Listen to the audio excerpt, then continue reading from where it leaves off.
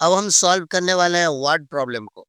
तो word problem में हमारा पहला सम है number 12।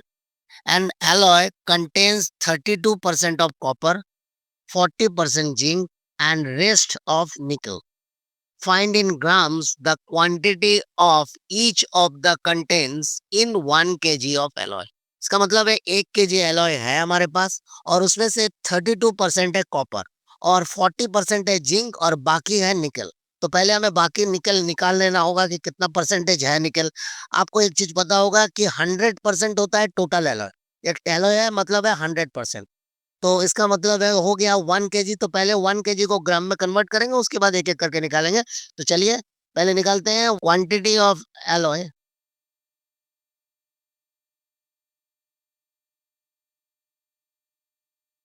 Equal to 1 kg equal to 1000 ग्राम।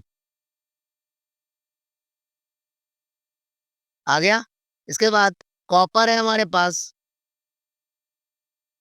32%। 32%, तो 32% कॉपर को भी ग्राम में निकाल लेते हैं कितना उसका क्वांटिटी है। तो कॉपर है हमारे पास 32% of 1000 grams equal to 32/100 into 1000 grams. GM लिख देने से ही चलेगा, जीएमएस 00 गया। इसका मतलब है 320 ग्राम्स। अब इसके बाद है हमारे पास जिंक। देख लेते हैं जिंक कितना है। जिंक है हमारे पास 40%। 40% ऑफ 1000 ग्राम्स। 1000 ग्राम्स हमारे पास टोटल एलॉय है। अब इसका 40% निकाल लेते हैं कितना आएगा। 40/100 इंटू 1000। अब यहाँ 2 0 गया। आंसर आ गया है 400 ग्राम्स।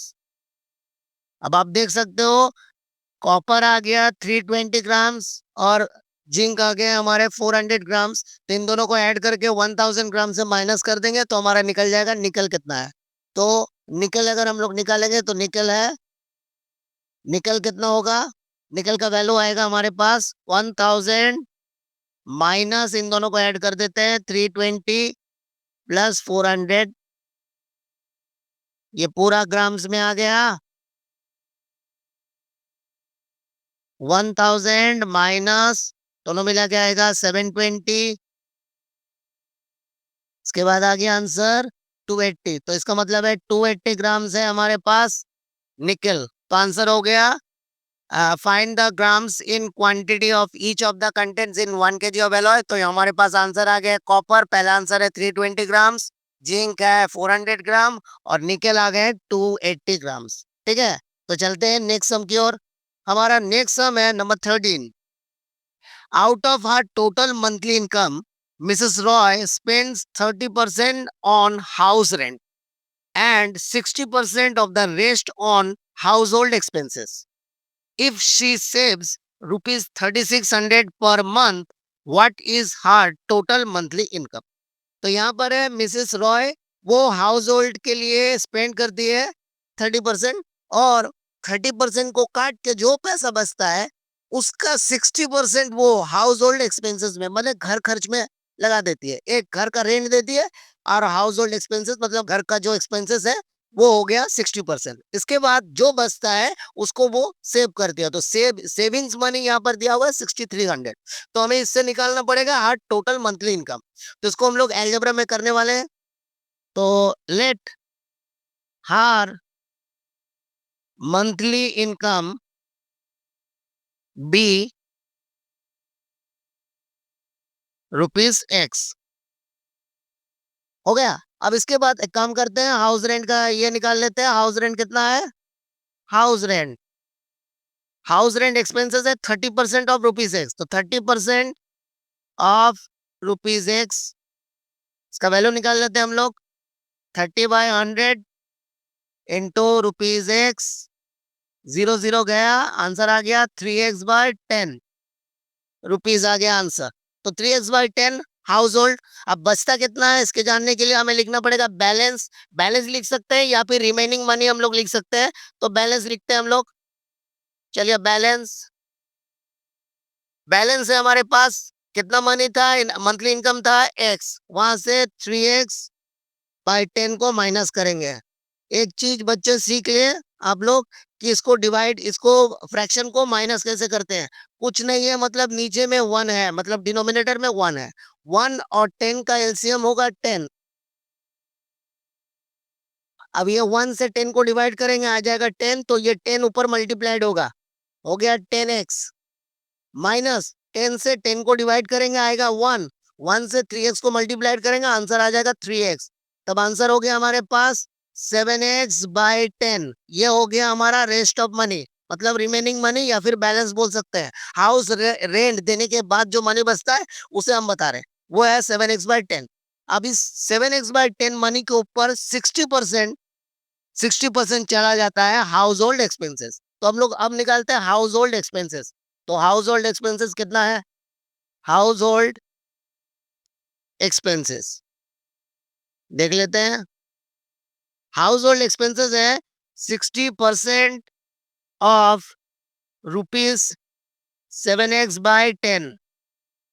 अब यहां पर निकाल लेते हैं हम लोग 60/100 इंटू 7x/10।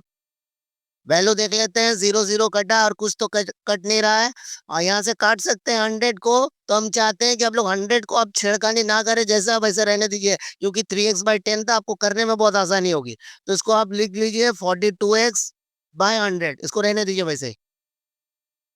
अब यहाँ पर हमने बैलेंस था हमारे पास 7x/10, और यहाँ से हमें हाउस होल्ड एक्सपेंसिस में हुआ है 42x/100। दोनों को माइनस कर देंगे, सेविंग्स वैल्यू आ जाएगी। तो यहाँ पर सेविंग्स हम लोग लिखते हैं, savings 7x/10 minus 42x/100 rupees आ गया। अब यहाँ पर वैल्यू निकाल देते हैं, दोनों का एलसीएम होगा, देख सकते हो यहाँ 10 है, 100 है, दोनों का एलसीएम बहुत आसान है, 100 हो गया। 10 से 100 को डिवाइड करेंगे, 10 आ जाएगा, तो 7 को 10 से मल्टीप्लाइड करेंगे, तो आंसर आ जाएगा 70x माइनस 42x। तो आंसर हो गया हमारे पास 70x माइनस 42, इसका मतलब है 28x/100। ये आंसर आ गया हमारे, वो है सेविंग्स। अब सेविंग्स का वैल्यू दिया हुआ है, तो एक काम करते हैं, सेविंग्स का वैल्यू हम लोग निकाल लेते हैं, लेकिन निकाले कहाँ, चलिए साइड में कर लेते हैं सेविंग्स का वैल्यू। तो यहाँ पर हम लोग अकॉर्डिंग टू क्वेश्चन करेंगे। अकॉर्डिंग टू क्वेश्चन में हम लोग लिखेंगे 28x/100 इक्वल टू 6300। ये दिया हुआ था सेविंग्स, देख देख सकते हैं आप, 6300 दिया हुआ है सेविंग्स। तो 28x/100 इक्वल टू 6300। हमने आपसे बोला था पिछले बार भी कि कभी भी हम इक्वेशन बनाते हैं तो उसमें कभी भी हम यूनिट नहीं डालते हैं। देखिए यहाँ पर रुपीज है, यहाँ भी रुपीज है, तो हमने यूनिट नहीं डाला। यहाँ आप रुपीज डाल दें, यहाँ जरूरत है, ठीक है। अब यहाँ से एक अगर हम लोग डायरेक्ट लेके आते हैं, देख सकते हो 100 यहाँ पर क्या है, डिवाइड है, उधर जाएगा तो क्या होगा, मल्टीप्लाइड। और 28 ऊपर में है, वो मल्टीप्लाइड है, उधर जाएगा तो क्या होगा, डिवाइड। इसका मतलब पूरा जो फ्रैक्शन है उसको रेसिप्रोकल कर दीजिए। 6300 इंटू 100/28 आ गया। अब इसको, इसके बाद इसको काट लेते हैं वैल्यू को। एक काम कीजिए, 7 से करिए, इसको 4 आ गया, और 7 से ये 9 आ गया। अब इसके बाद हम लोग इसको काट सकते हैं, इसको भी काट सकते हैं, सबसे बढ़िया अब इसको काटिए। इसको 2 जीरो यहाँ लगा सकते हैं, 2 आ जाएगा, 1 0, फिर 2 आ जाएगा, फिर 5, मतलब 225 इंटू 100, आंसर हो गया 22500। तो यहाँ पर हम लोग आंसर लिख सकते हैं, देयर फोर हार मंथली इनकम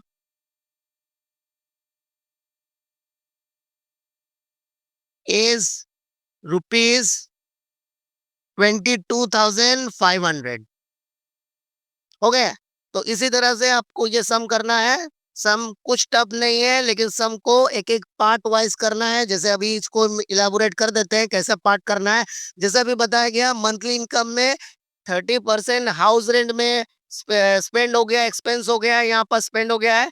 तो 30% पहले हमने मंथली इनकम को एक सिलेक्ट किया, उसके बाद हाउस रेंट निकाला, उसका 30% देख लेते हैं, 3x/10। उसके बाद जो बैलेंस बचता है या फिर रिमेनिंग मनी बचा हमारा 7x/10। अब 7x/10 के ऊपर 60% हमें स्पेंड करना पड़ेगा। उसके बाद स्पेंड करने से हमें हाउस होल्ड एक्सपेंसेस मिल जाएंगे।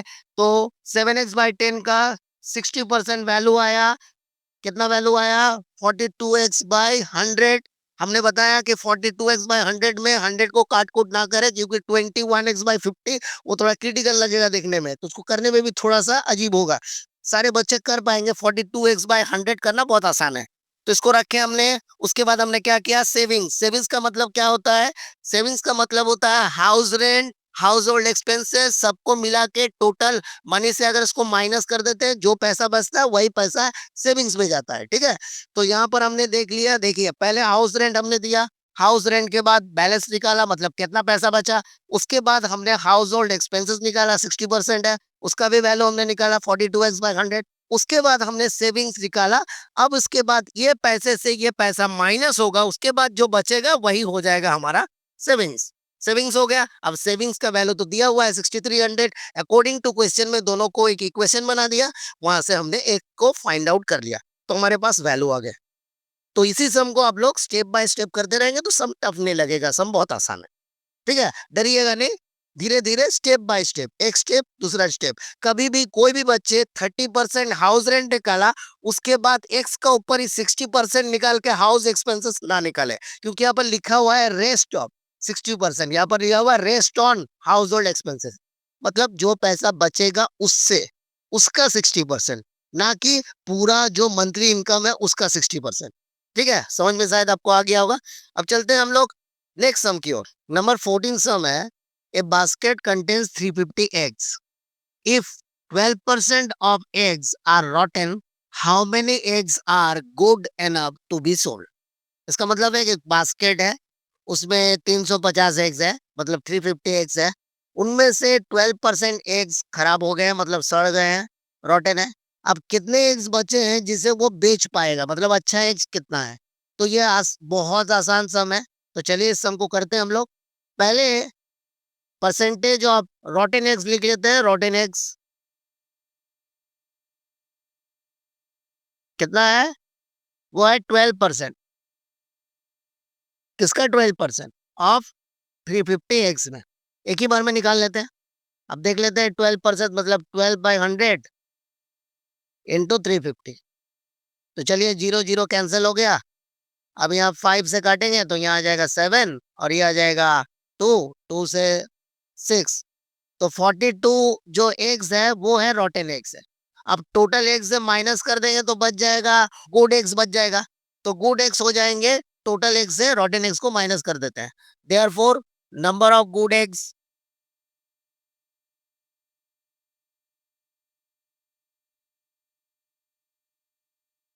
350 माइनस 42, आंसर आ गए 308। मतलब 308 एग है जो गुड एग्स है, तो ये एग्स को सेल कर सकता है। 308 एग्स जो अच्छा एग्स है उसको सेल कर सकता है। तो बहुत आसान सम था। ठीक है, तो पहले हमने रॉटन एग्स को निकाल लिया, नंबर ऑफ रॉटन एग्स हमारा आ गया 42। उसके बाद टोटल एग्स है 42 को माइनस कर दिया, बचा 308। तो ये आंसर हो गया हमारा गुड एग्स, जिसको वो सोल्ड कर पाएगा। तो अब आते हैं नंबर 15 सम की ओर। तो देख लेते हैं ये कैसा सम है। नंबर 15 सम है, Mister Murthy saves 20% of his salary. वो सैलरी का 20% को सेविंग करता है।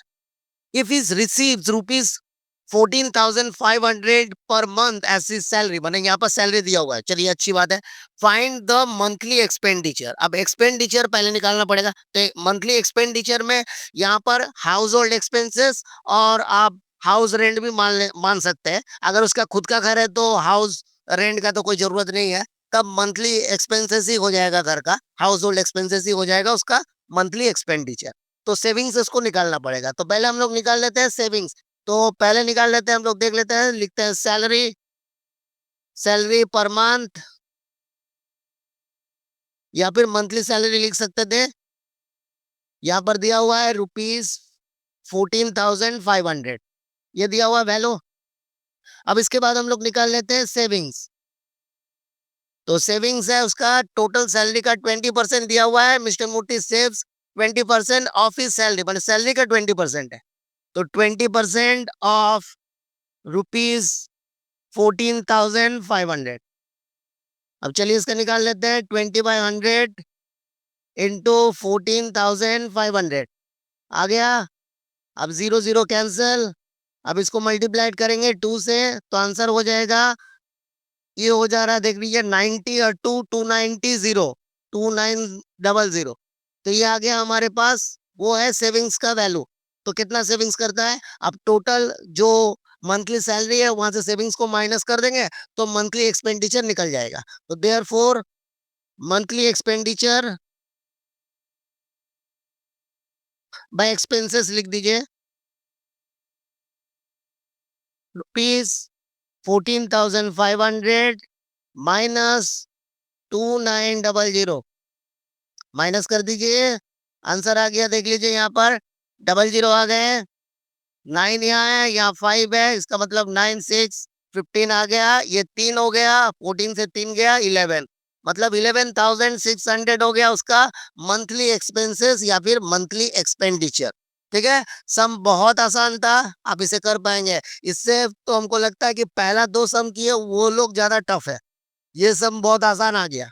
तो चलिए चलते हैं नेक्स्ट सम की ओर। नंबर 16 सम है, in an examination 96% of candidate passed and 50 failed, how many candidates appeared?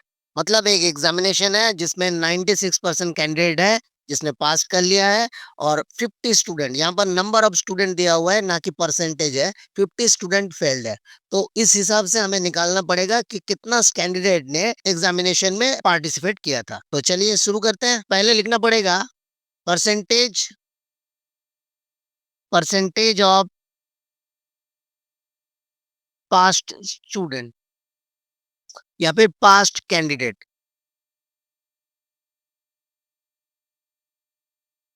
यहाँ पर है हमारे पास 96%। अब हमें निकालना पड़ेगा परसेंटेज ऑफ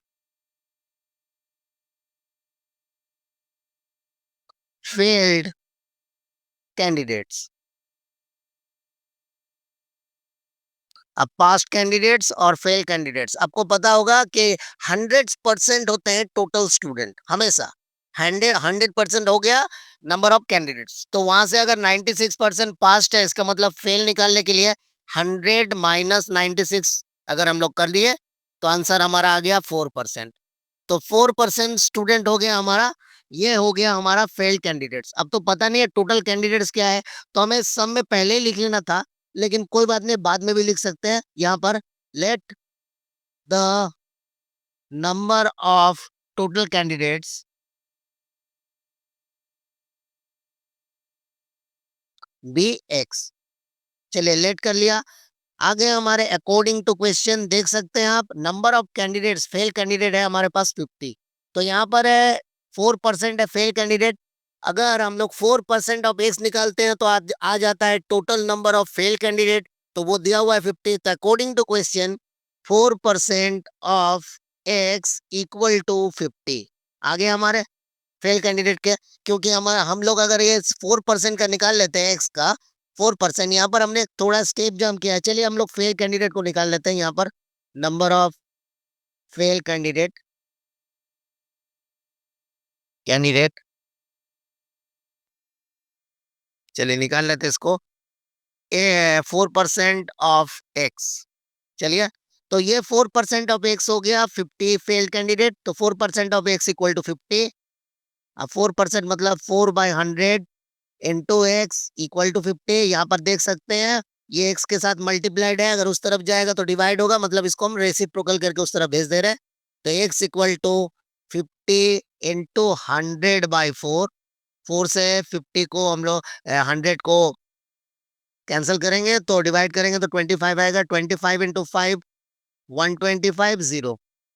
तो हो गया हमारे पास नंबर ऑफ कैंडिडेट्स हो गया 1250, therefore number of total candidates या फिर नंबर ऑफ कैंडिडेट्स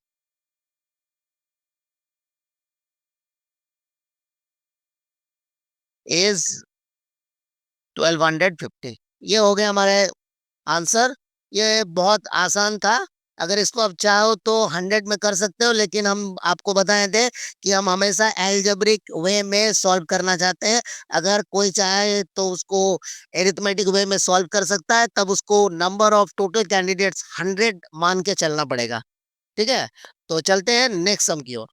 हमारे पास नेक्स्ट सम है, if 15% of workers in a factory are females, मतलब 15 टोटल जितना वर्कर्स है उसमें 15% है फीमेल, और the number of male worker, male worker का नंबर दिया हुआ है, फीमेल वर्कर का दिया हुआ है परसेंटेज, और मेल वर्कर का टोटल नंबर दिया हुआ है।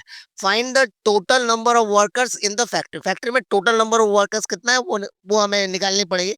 तो इसको निकालने के लिए पहले हम लोग एक काम करते हैं, लेट द टोटल number of workers be x, इसको x लेट कर लेते हैं। अब परसेंटेज ऑफ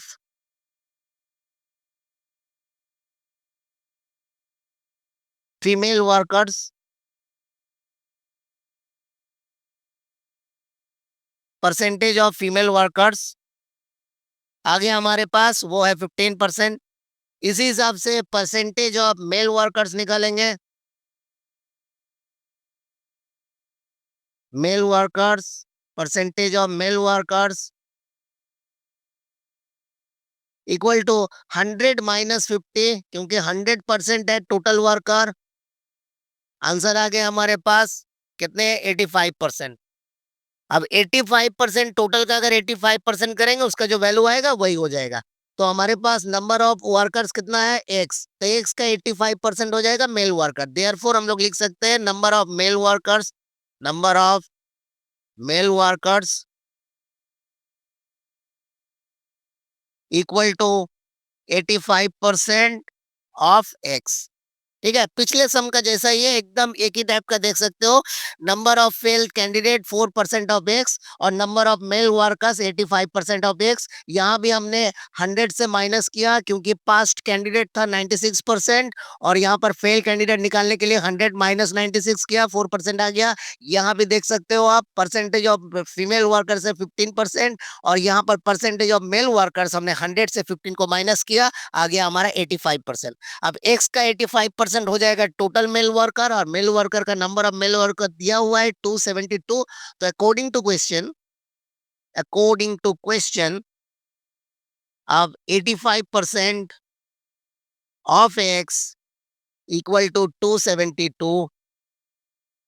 अब 85/100 इंटू एक्स इक्वल टू 272। अब ये उस तरफ चला जाएगा, इसका मतलब है रेसिप्रोकल हो जाएगा उसका। तो 272 इंटू 100/85। चलिए 5 से काट लेते हैं पहले। 5 से इसको काटेंगे तो 17 आएगा, और ये 5 से आएगा तो 20। 17 से इसको जाना चाहिए, चलिए देखते हैं। 17 1 सर 17, और 17 6 सर 102, मतलब 16 हो गया। तो ये आंसर हो गया 16 2 सर 32, मैंने 320। तो इसका मतलब आंसर हो गया टोटल नंबर ऑफ वर्कर्स है 320। Therefore the required number the required number of workers is 320। Answer आ गया हमारे। तो इस हिसाब से हमने ये सम को किया। तो चलते हैं नेक्स्ट सम की ओर।